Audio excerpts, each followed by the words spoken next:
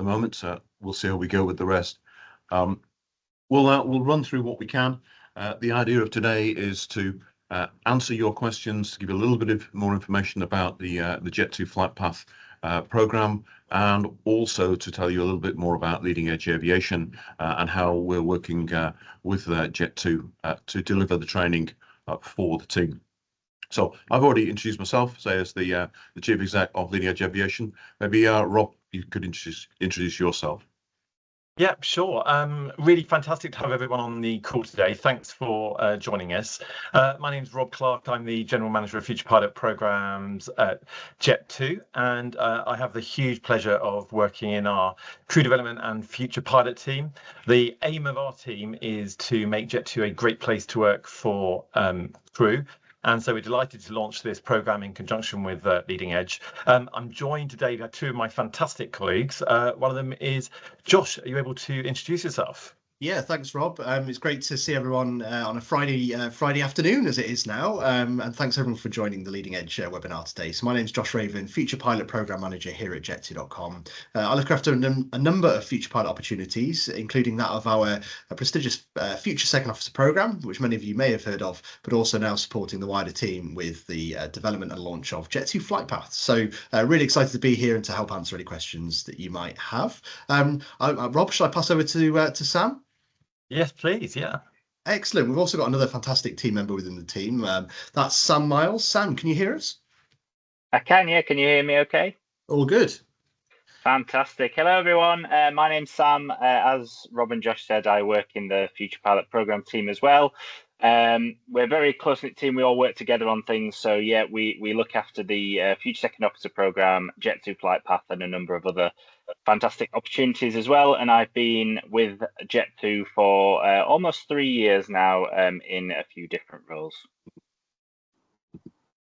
Brilliant. Thanks, Sam. And I think we've got another member of the team, and this member, I think, straddles both Leading Edge and Jet2. So, Peter, if you can hear us, I think you might be our host today. Is that right?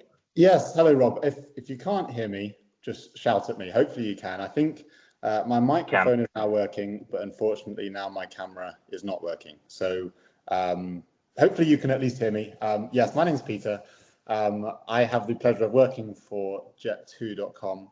I've been working with Jet2 since 2023, when I started as a pilot apprentice, which is now called the Future Second Officer Program, directly from Leading Edge. So I got my license in post after finishing Leading Edge, and fortunately applied within a week or two to Jet2, and then started a few months later in Leeds and throughout the various bases, and now currently as a first officer in Bristol on their 737 fleet. So hopefully you could hear all that. Nobody told me not, so I'll just carry on from here if that's okay. So yes, you've met the panel so far, a few representatives from Jet2 as well as Leading Edge. But let's start off by talking about the Jet2 flight path, which is why we're all here today. So how did Jet2 come to launch this initiative? Whose major idea was it, and how did it come to fruition? I can take that one if that's okay. So you will know from what we've said already that we're very proud of our Future Second Officer Program, which is our entry route into the airline for people who are fully qualified pilots and have paid for their own training, but maybe have not had a commercial opportunity up until now. And as you know, Peter, prior to that, we had the Pilot Apprentice Scheme. That was an apprenticeship of our own making, where we gave opportunity to qualified pilots. So we took a lot of feedback on our Pilot Apprentice Scheme, and we refined it, enhanced it, and developed it into what is now a fantastic Future Second Officer Program. So that's the opportunity we've got for people who are fully qualified looking for their first commercial opportunity. On top of that, we welcome many direct entry pilots into the business every year. These are people who are fully qualified pilots. They've worked for other airlines, had different experience, but they're attracted to Jet2 because of the great terms and conditions, the benefits, the fact that we've got 13 amazing bases across the UK. We offer wonderful terms to our pilots, so 2 sector days, very strong benefits package, and so we've covered those 2 areas of the sort of intake plan into the piloting world here at Jet2, and the area that we hadn't fully developed in the past was trying to encourage our own pilots and widen opportunity and give the chance for people who maybe couldn't afford the funding or couldn't afford the significant training costs to become a pilot in their own right. Many people over the years have made huge sacrifices to pay for their flight training, but that's just not a possibility for some people. So around about a year ago, we thought, well, let's try and change that. How can we expand opportunity within Jet2, give opportunity to a wider range of people to get into the fantastic career of being a pilot? So we set about developing this program in order to be able to provide that opportunity. So we're delighted to partner with Leading Edge, who are a well-established training provider. And so the idea is that we fund the training for successful candidates, and Leading Edge deliver their excellent integrated pilot training program to them, and then a successful graduate from that scheme will then join us as a fully qualified second officer. So we're delighted to be able to offer this funding, and we're really excited to see how it develops. Yeah, thank you, Rob. That's a very good answer and such an amazing opportunity for so many people who maybe wanted to be pilots, but the financial cost is a bit of a hurdle. And Andy, to yourself, it must be a really amazing feeling for Leading Edge to have been, I guess, selected. Did Jet2 reach out to you, or how did that work from your end? Yeah, it is actually a fantastic opportunity for us as a company to working with Jet2. We've been working together for approximately a year to build this program, to help the selection process, to build and look at all of the training that's required for the future Jet2 pilots. So for us, it's great. The 2 companies, our values and ethos are very closely aligned. So it's great to do. And although this is a significantly larger program than we've done, but it mirrors a program we've been running for about 3 years now to help people with the attitude and aptitude to be a pilot, but without the funding, get into flight training and then on to become a commercial pilot. So we're now onto our 20th person that we funded through training as well. So when Jet2 approached us about this, we were absolutely all in for working with this and making it the success it looks set to be for the many years for the future. Thank you. And we've had a few questions pop up just about how exactly the Jet2FlightPath works. Obviously, Rob, you've taken us through the opportunities within Jet2 once you've finished your training. But how does it work during the training with things like accommodation or medicals that you might need? How does it work during the training with the benefits of Jet2? Yeah, sure. Well, the great news about this program is that it's fully funded. So the idea is that in order to give opportunity to the maximum number of people we can, any successful applicant to this program can expect to have their medical paid for, their accommodation paid for. We will also be providing a living allowance to those successful candidates.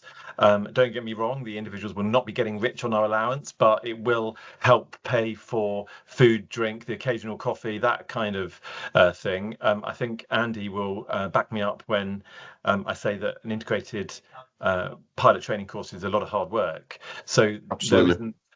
Thank you. There isn't a huge amount of time for parties and that kind of thing, but the allowance does help ease the burden during the training, and there are overseas training required, and travel to those training locations is provided as well. So the idea behind the program is that someone can come into it, and the vast majority of all of the elements are funded by Jet2. Of course, if you are successful, please satisfy yourself on the terms and conditions. I should say that, but yeah, to all intents and purposes, it's a fantastic opportunity. Okay, Peter, can I just add a little bit to that then? As Rob said, the students are coming to us. You'll be in our accommodation throughout your training, which is fantastic, probably best in class accommodation there. In ground school, we bus you in, so there's no requirements for a car or public transport. When you go out to Spain for your flying phase and up to CPL again, we'll bus you to and from the accommodation to the academy. And then in the final phases of flight training, the accommodation is close enough for you to actually do a 15-20 minute walk if required, if you don't have your own transport to come into the simulators and flight training. So as Rob said, all you need to provide is basically your food. Everything else is covered for you, your transport to and from Spain, and your visas and everything else. Oh, okay. Thank you, Andy. So again, I was just about to ask, but I think you touched on it at the very end there. Obviously, with Leading Edge, you do some of your training in Spain. Moving on from Brexit, how does that work in terms of visas? Is that a smooth process for the students, or what do they have to do to be able to live in Spain? It's been a very interesting process. We are the first British training organisation to move into Europe since Brexit. So we've gone through over some hurdles, but now it's a very smooth process. In ground school, our customer experience team work with the individual to fill in all the application paperwork to get a visa. We organise a visit to the consulate in London. Students go there, present all our paperwork, and then at the moment it's working pretty much like clockwork. He says, touching wood, that 14 days later the visa comes back through for a student visa, and that can be anything as we require it. Whether that's standard visa for us is a 6 months for the flight training, but we can take longer if required for anybody else. But for this program, 6 months out in Spain, everything's covered for you. Okay, brilliant. Thank you. And once they finish all of their training at Leading Edge, how does it work moving on to Jet2? I know I mentioned that I was a pilot apprentice. You now have a scheme called the Future Second Officer Program. How does it work going into Jet2 from Leading Edge? Yeah, I'm happy to take that one, Peter, if I can. So yeah, you're absolutely right. We've at Jet2, for a number of years we've had as what's been known the pilot apprentice scheme. That's been in the business for over 10 years. About 2 years ago, we transformed that into what is now the Future Second Officer Program, where and we've had questions in the past which sort of asked, is the Future Second Officer Program stopping now that we've got Jet2FlightPath? Absolutely not. We're going to continue very much so the Future Second Officer Program as well as that of Jet2FlightPath. But with regards to your question, yeah, I think we can confidently say we're probably slightly different when it comes to how we immerse our trainees into the world as an airline pilot. And it's probably worth saying that only 40% of the role of a pilot is actually flying the aircraft. The rest is made up of working with colleagues, protecting the brand, and supporting our customers, taking them on their well-deserved holidays. So we want to absolutely give all of our trainees good exposure to both our airline and tour operator business. We're going to do that through what we call Discovery 360. So we're going to be taking the best of the Future Second Officer Program, condensing that down into roughly a 3-week program across the entire 18-month training process for that of our trainees, and that will involve exposure to our airport environment, both front of house and back of house. You'll meet some of our cabin crew teams to understand what life beyond the flight deck looks like there, as well as hearing more about how we've operated and how we operate as the UK's third largest airline and #1 tour operator. So yeah, absolute bonus added points for those looking to join us through Jet2FlightPath. We'll absolutely immerse you in the airline as you go through that training. Okay, brilliant. So just from my understanding of what you've just said, throughout the 18-month training process, the applicants will be lucky enough to go into Jet2 and give themselves, I guess, a bit of motivation. Flight training can seem long and hard, and then going into Jet2 throughout gives them a bit of motivation to really push and obviously want, get to the end and see what life is going to be like. Yeah, and Peter, you'll know yourself, from going through the pilot apprentice scheme as was, there's an element of being set up for a successful career as an airline pilot, and a lot of that relates back to those, that basis of, secondary skills, understanding our customers, understanding how we work together as colleagues, etc. So we're going to absolutely provide you with that skill set to allow you to have a really successful long-term career with us. Amazing, thank you. I just very quickly want to touch on the prerequisites of anyone who would like to apply. I know they are all listed on the jet2.com website as well as Leading Edge's website, but could you give us a very brief overview of who is allowed to apply and any restrictions that might be on them? I can jump in on this one if you want, guys. Josh and Rob, feel free to jump in if you've had anything to add. Yeah. So in terms of the prerequisites for applying to the course, obviously it goes without saying that we're looking for someone with a passion for aviation and a strong desire for a career in aviation. And at all of the stages of our application process, that is something that we're looking for. Being Jet2, obviously customer service is so important to us as well. So throughout the application stages, we'll be looking for people that have got and had a commitment to customer service and working as one team. In terms of age requirements, you must be 17 years old at the time of application, and you must turn 18 by the 1st of August 2025. And unfortunately, there's not any leeway on that one. So if you're not 18 by the 1st of August 2025, then please wait to apply to a future variant of the scheme. In terms of the entry requirements academically, it's one of the lowest requirements of any airline. So we require a minimum of 5 GCSEs at grade 4, or if you're like me from the olden days, grade C, or higher, and it must include maths and science subjects. We obviously do accept equivalent qualifications as well, because we know that not everybody may have done GCSEs.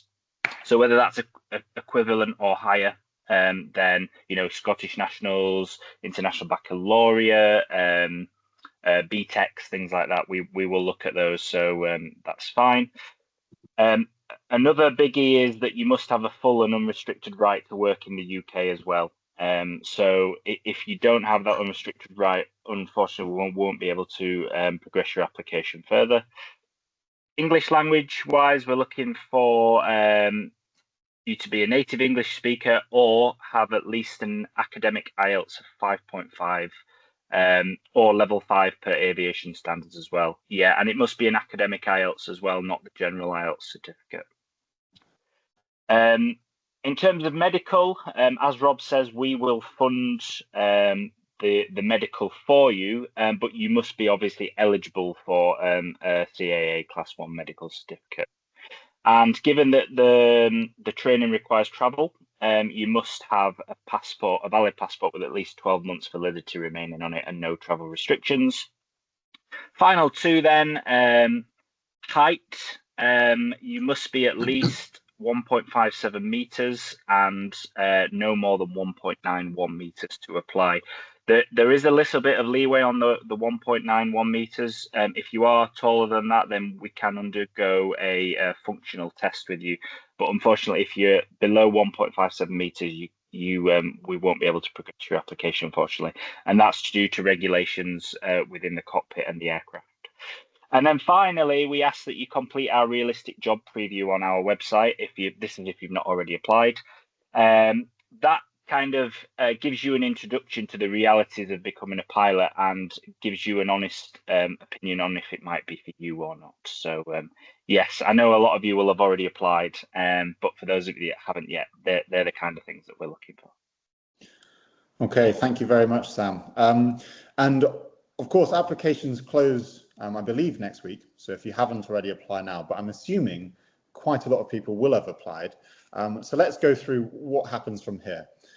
So in terms of the application process, I'm assuming there'll be some sort of interviews or maybe online skills tests or things like that. I know that I had those for my flight training and airline interviews.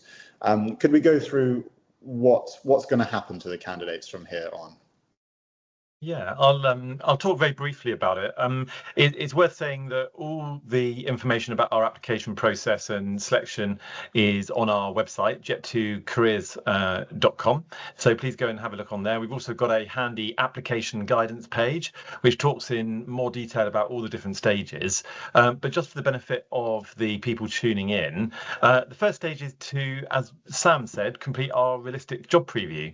The point of that is that for those people who might not have considered a career in the flight deck, sometimes there are persisting a few sort of myths about what the job involves. And Peter, maybe you want to come back in on this in a short while, which is some people see, you know, the glamorous uniform flying around the skies, but they forget the bit where they're setting their alarm at 2 a.m. in the morning, sometimes getting back at 3 a.m. in the morning, you know, the fact that they're disrupted, having to fly in poor weather, you know, occasionally having to deal with maybe some technical issues on the aircraft or customers that don't behave in maybe the way we would like. So it is a fantastic career and something that I've been privileged to work in all my life. But it is worth understanding what the job is. So beyond that job preview, we then ask candidates to fill in an application form. It's very simple. It's focused mostly on eligibility, primarily the elements that Sam described a second ago. We do ask for a short motivational statement within that, and we've got some guidance around how to complete that. We want you to be authentic. We want you to speak with your own voice. We're very adept at spotting those AI copy and paste into those questions now, so please don't be tempted to do that. Following on from that, the brilliant thing about our application process is most of it is remote, so no travel required. And the first several stages actually is online testing. The first testing element is the Arctic Shores Cognitive Ability Assessment, and we ask you to do a series of exercises to and during those exercises, we assess your learning ability and the potential that you have, not only for life as a pilot, but also how well you'll cope with the training environment. They're a bit unusual, the tests, I will warn you, and there's a fair few people online talking about what they're about, but they have been designed with business psychologists, with our training team, through our chief pilot, and so it's worth, there's no preparation required, but do take your time with them. Successful applicants have 4 days to complete those, so just be, if you do apply, please keep an eye on your inbox and also your junk or spam folders. After the cognitive ability, we then move on to some more traditional testing, so numerical reasoning, verbal reasoning, some detail checking tests. We'll have a little look about your fundamental physics and maths abilities, and after that we go on to an additional pilot aptitude set of tests, some more numerical quizzes in there too. If you're worried that you're, you know, not a star maths or physics or aerodynamics expert, please don't worry. You don't have to be a mathematician or scientist to be a pilot. You just have to be able to understand basic concepts in those areas. Should you be successful through our testing phase, we're going to want to meet you. So we'll ask you to complete a one-way interview remotely via video. Then there's some Teams interviews after that. And again, we're assessing your you know, what you might expect from a pilot. So, you know, can you communicate well? Can you work well with others? What's your motivation for the job? Should you be successful in the remote stages, we'll invite you to an assessment centre where we revalidate some of the testing you've done already. So there will be additional testing on the maths, physics, the potential of the aptitudes. And again, so that's why we ask you to be authentic and make sure you complete those tests yourself, because we will revisit them during the assessment centre. But also we will want to get to know you. As Sam rightly said, we're very interested in your motivation, very interested in your customer ethos. So they're the elements that obviously we're going to be looking at in the assessment centre. One thing I will say is that it sounds quite a lot, and it is, but we hope to treat you well throughout the process, and we'll keep you updated. And we want you to have a good experience with us. So please take a look at our website and you know, have a look at the guidance that is on there. Peter, any reflection on your experience in the assessment process with us? Yes, well, I did just have a question, actually, Rob, which sort of ties into that. You mentioned pilot aptitude tests.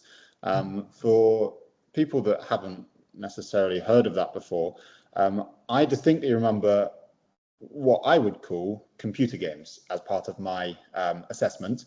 I'll come on to these and explain what they are, but can I just check, Rob, are these computer games, as I call them, are they included in the online assessments? Well, I think some of our testing providers might not like me calling them computer games, but okay. I do get what you mean. And yeah, they are a series of interactive exercises. And I know what you mean. It can seem computer games, but effectively, we make a correlation between people who complete an exercise in a certain way correlate well through a large data set, dare I say a large worldwide data set, on pilots who also do a good job. So once we make those make that correlation, we can predict who is likely to do well at training and do well in the role of a pilot. So when you're doing that assessment, it is a bit more than, you know, Space Invaders. And I know you didn't mean that, Peter, so I'm not saying that. But it's based on a worldwide data set on, you know, correlating good performance in a particular exercise and performance in the role of a pilot. Amazing. Yeah, obviously, I'll just clarify that. As I said, it's not. I call them games. That's only because I don't know what the technical word for them is. To tell people about my experience on that, there will be some that you are amazing at and some that you are dreadful at. For example, there's one that's similar to the game, the card game Snap, which is where different cards are shown on the screen and you just need to click the space bar when they match. And obviously I found that relatively straightforward, but then there's some where there's different balls flying around the screen, up to about 15, and you have to be able to select how many balls are flying around, so be able to count them all in your head. And I found that very, very tricky. So I'm not saying these will come up. Those are some examples of what I had. But my point is that some you will find straightforward, some you will find tricky. But don't be disheartened if some of them are more tricky for you than others. As Rob said, it's an overall picture, and they somehow combine all of your scores to get an overall picture of you and see how you're doing. In terms of preparing for that, what I used was a website called pilotassessments.com. It's not affiliated by any airline or training provider that I'm aware of, and there is a small fee for that, but they do a fantastic Jet2 package, which allows you to go on and practice all of these different skills, I'll call them, and you know, just to see what's going on and allow you to practice them and get a bit of a hand for them before you apply. Is there any other ways that candidates can prepare online for the various aspects of the assessment? Josh, do you want to take this one? Yeah, of course. Yeah, absolutely. I think with regards to kind of what you can do to prepare for the application, you know, a lot of what we're looking for is your alignment to that of Jet2 and kind of the ethos that we have here in the company. And whilst we're not going to give any of the secrets away with regards to the application process, there's lots of advice that you can find in various places. I would offer a word of caution with kind of packages that are out there. I think Peter makes a really good point, and there's elements of that which will support for sure. However, do be cautious of that, because if I'm honest, those providers have not been through the process. So we recommend you sort of spending your time on your knowledge of Jet2, and getting to understand what the FlightPath program is going to offer you. Think about sort of how you may approach an assessment center, and there'll obviously be group elements of colleague discussion within those centers, etc. So I think I would think that would probably be the early advice that I can give. We also recommend that if you do see any road shows coming up, or Pilot Careers Live as an example, come and speak to us. We'll be able to give you maybe a little bit more of information around that as well. So hopefully that supports. Okay, amazing. Thank you very much. And then moving on to the actual interviews, I remember when I was applying to flight school and also the airlines, they used what I believe are called competency-based questions. So, for example, tell me a time when you managed a scene of conflict, or you worked together as a team. And for that, I used what's known as the STAR model to answer the questions. Would that be relevant to this whole process? Are those the sorts of questions you might ask candidates? Tell me a time when you demonstrated this. Yeah, I can continue to answer that. Well, again, we're not going to give too much of the game away. There's obviously going to be questions that are relate to that of an interview. Competency-based questions may come up, but again, the STAR method that you're talking about there, Peter, generally works for a number of different application processes. It will set your mind in that right example. So yes, there may be some competency-based questions, but again, just think about your own experience, think about what you can bring to the program. Get a good understanding of what the program's all about, and that should set you on the right straight and level. Okay, thank you. For those of you that don't know what I mean by the STAR, it's basically a model to structure your answer to various questions to make sure that it's not only coherent and makes sense, but also that you include all of the aspects that the tester is looking for to make you shine.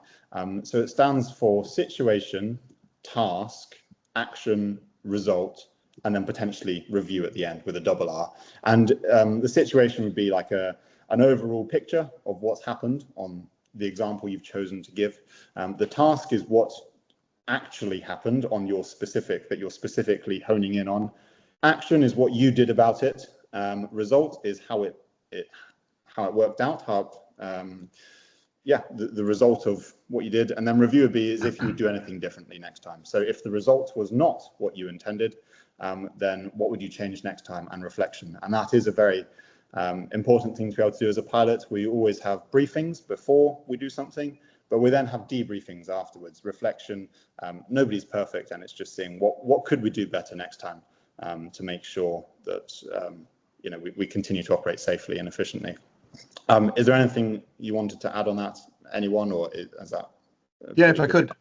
So from our experience at Leading Edge, practice, it might sound silly, but for an awful lot of people, this will be their first formal interview. So sit down with your friends, your family, and discuss. Ask them what they think of you and what why. And the big one is know your why. Why do you want to be a pilot? Why do you want to fly for Jet2?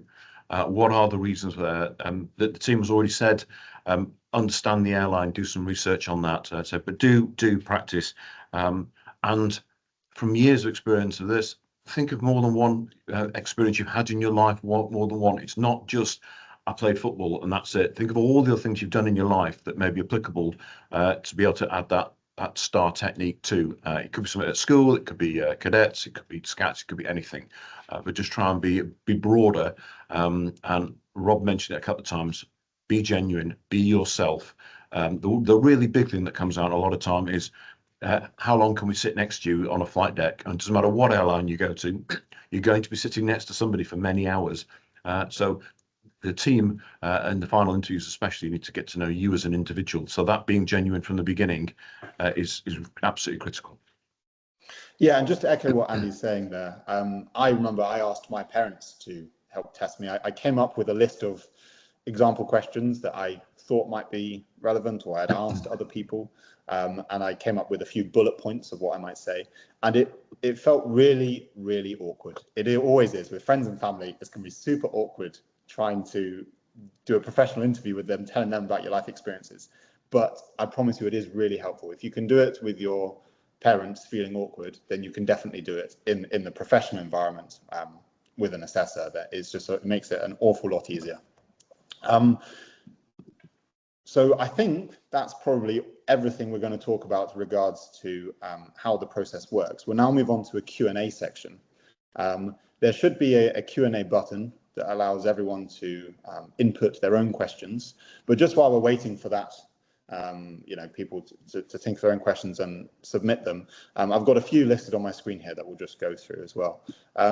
So the first one then, I guess this is probably more for the Jet2 people. Once people have done their assessment, is there a timeline that they expect Jet2 to reply? And leading on from that, are you allowed to tell us any potential start dates or when people might expect everything to be going through?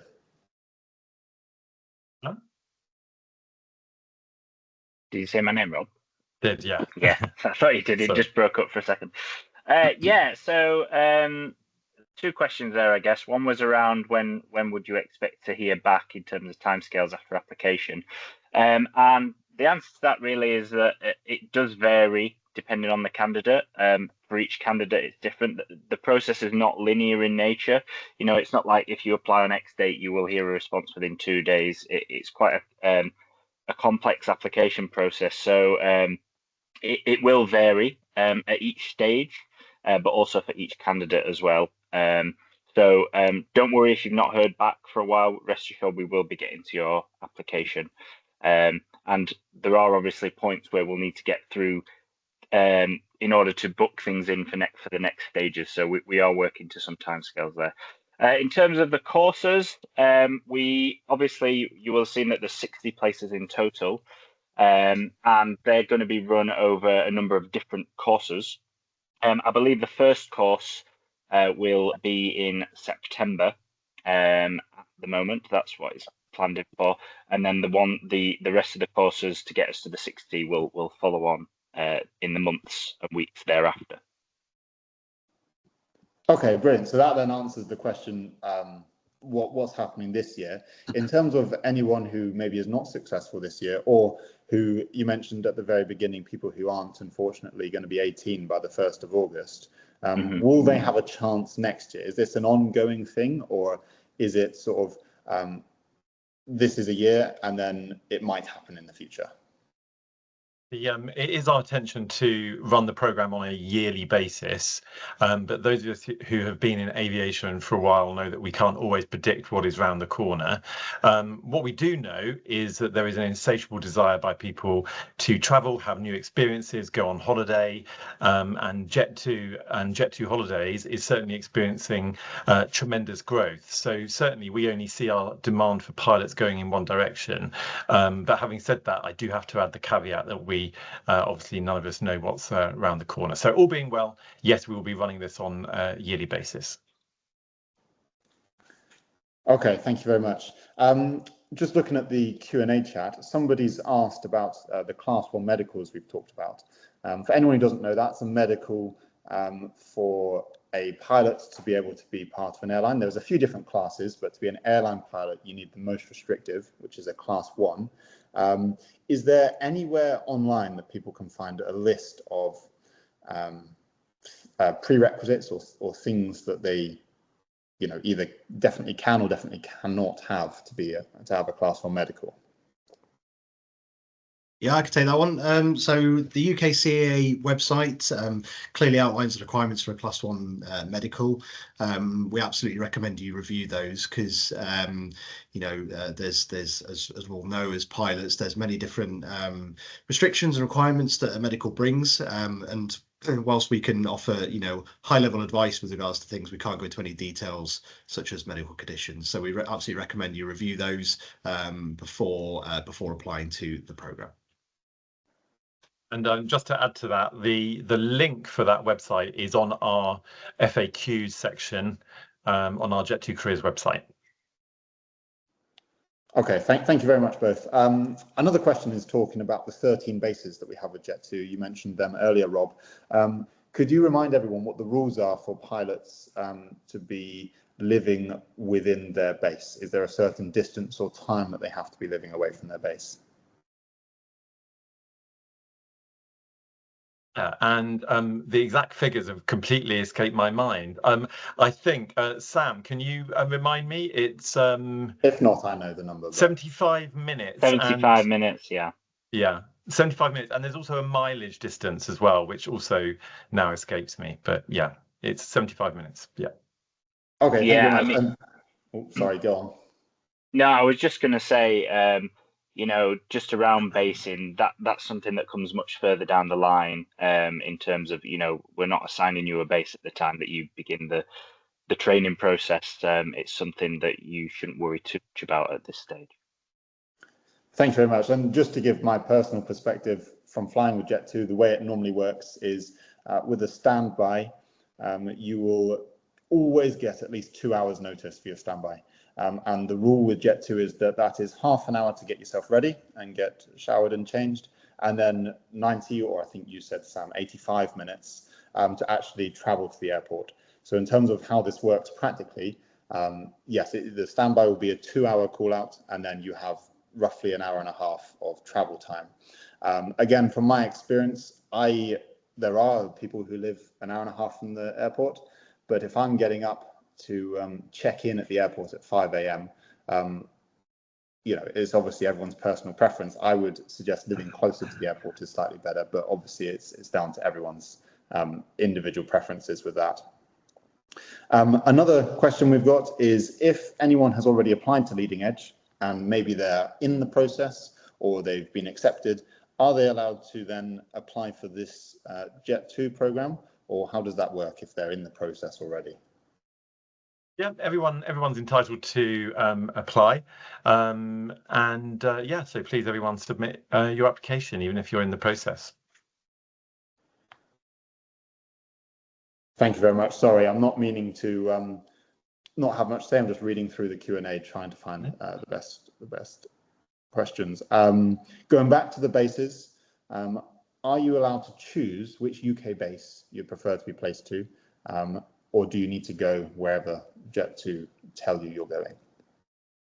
I can take this one. So the short answer is that we will take your preference into account, but we can't guarantee that preference will be awarded. So obviously we're a large airline. We operate 13 bases up and down the UK. There will be a requirement for pilots in those bases, and we'll do our best to try and align that with your expectations, but you should be prepared that you may go to a base that isn't on your preference list.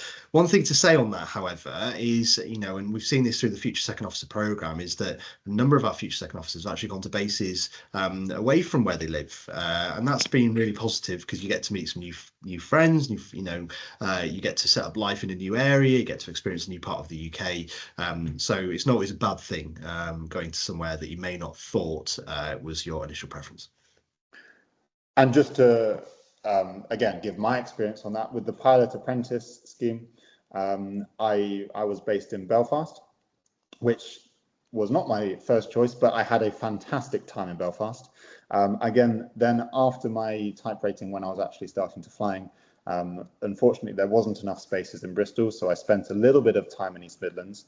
But Jet2 are very transparent in the moving everyone between the bases. So there is a bases swaps link that you can go on and put in a base transfer request. And once you've done that, so for me, I selected Bristol, you are then added to a spreadsheet with everyone else, and everyone can view this spreadsheet and see where they are on the list. So I could see I was number, say, 3 on the list, and I was thinking, okay, well, obviously there's no specific timelines, but I'm number 3. That sounds like a relatively good number for me. So it's nice that Jet2 are very open about base transfers, and you can see where you are on the list, and they'll try and get you to where you want to be as quickly as possible. We have another question talking about if no one's done anything to do with aviation before, what are the best ways that they can show their passion to be a pilot? I guess maybe this would be a leading edge question, or Jet2. Yeah, absolutely. As I said before, know your why. Why do you want to be a pilot? Talk with your family. We can't emphasize this enough of actually doing that practice for it, and research. You can't do enough research about the industry as a whole. What issues are facing the industry, and all of the exciting announcements that are constantly on the Jet2 website as well. There's lots happening in the industry, so learn all those things and get yourself ready for the interview that way. Thank you very much, Andy. Just thinking about practical experience then, obviously when Sam listed the requirements of the 5 GCSEs needed, that then implies that A-levels are not needed. If you're looking at applicants who maybe either have A-levels or have done something different, like an apprenticeship, is there any differentiation from your point of view? We've had a question that asks, how important are A-levels? I'm currently doing my GCSEs and I'm leaning towards doing an apprenticeship to gain experience. Do you have any preference, or does it not matter from your point of view because it's not listed in the prerequisites? I think for us, I can see the question that's been written there, and obviously we can't answer how important A-levels are for other potential interests that the candidate has. If you feel that A levels are going to be something that helps you in your career or gives you more opportunities, then go for it. In terms of our program itself, we Rob will correct me if I'm wrong, but it's not important that you have A levels compared to if you just got GCSEs, because the other phases of the application process will allow us to see the skills of the candidates. So no, you don't need to worry about not having A levels or having A levels for our program. But that doesn't mean that you should just say, right, I'm not going to do any A levels. Then make sure you do your study and preparation for whatever career path you want to take yourself on. Yeah, and just again thinking back to prerequisites, you mentioned that you require a basic level of maths and physics, and this is very basic GCSE stuff would be suitable for that. So, for example, for me, I did maths and further maths at A levels. None of that at all, not even from day one, is included in the pilot training, but the way of thinking is. So being able to problem solve is, being able to work your way through problems, absolutely that is. So my A levels did help me with that, but the actual content did not. So I guess it's just thinking about what basic skills can I get from my education that will help me being a pilot. We've got another question here, again, going back to the Class 1 medical. I don't know if anyone would know the answer to this. It says that they've got a prescription that is normally covered by the NHS, but how does that work while living in Spain with prescriptions and the Class 1 medical?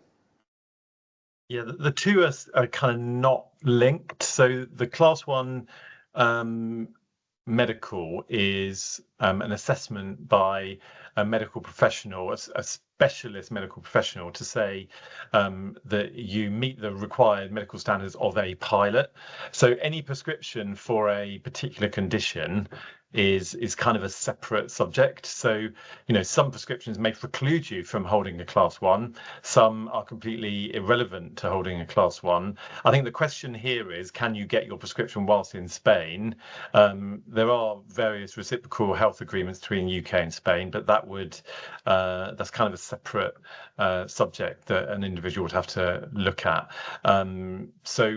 And again, I should say that we're probably not qualified on this call to really answer that question. Please refer to the CEA website and speak to your own medical professional around your individual medical circumstances, is what I would say.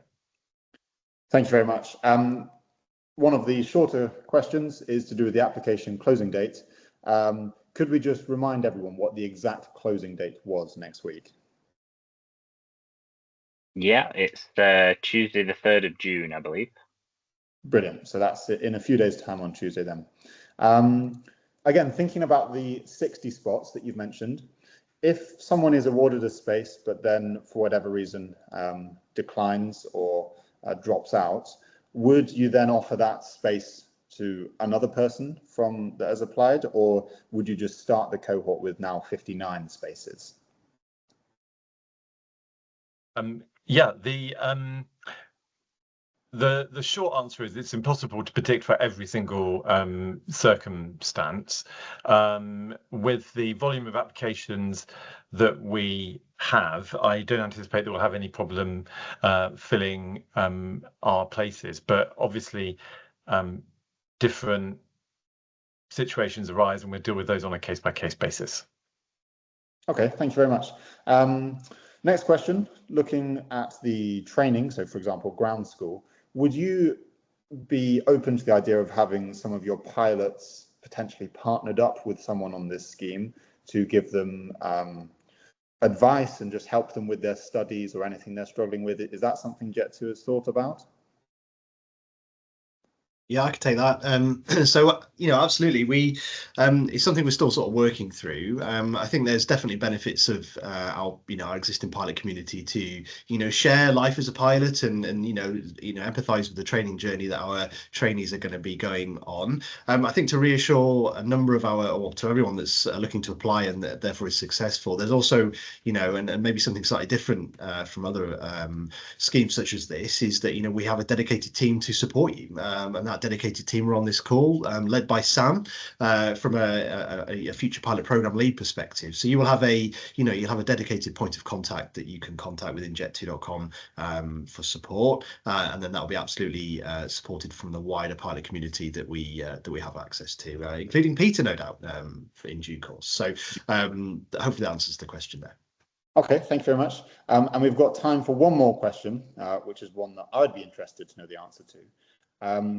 Are there any plans for new bases in the short to medium term? Oh, that's a good question, isn't it? The short answer is we don't know. The brilliant thing about Jet2 is we're very dynamic, and we were all surprised, I think, when in the middle of the pandemic we announced a new base, and then just recently we announced another 2 bases. Now, I think we're probably we've given ourselves quite a lot to deal with 2 bases only having recently just opened. We're up to 13 now, so I would be quite surprised if we were to open another one in the very near future. But the brilliant thing about Jet2 is we're always full of surprises. So whilst not directly answering your question, kind of watch this space is what I'd say. Yes, thank you, Rob. And again, just obviously Jet2, they're not going to tell anyone before they announce new bases, but thinking through things logically, as I'm sure you know from doing research of Jet2, they have got a lot of planes on order. So obviously I'm not a businessman, like I don't know what the business plans are, but these planes do need to go somewhere. So there may be potential that these planes will go to new bases, or there may be potential that some of the current planes are retired to make space for these new planes. But yeah, just my brain thinking through it logically, these new planes are going to need to go somewhere. And that's the way I approach it. I think that's probably all we have time for in terms of questions. I'd just like to say thank you very much for everyone that's joined us. Thank you to Rob, Josh, and Sam from Jet2, as well as Andy from Leading Edge. Thank you for joining our webinar, and you should be able to see on the screen a QR code, and that will take you to a website that gives you any more information about the process. So thank you for joining, and hopefully we'll see you in the interview stage. Good luck, everyone. Thanks, Thank you very much. All the best. Thanks, Peter. Thank you. Bye. Good luck. Bye. Thanks, Peter.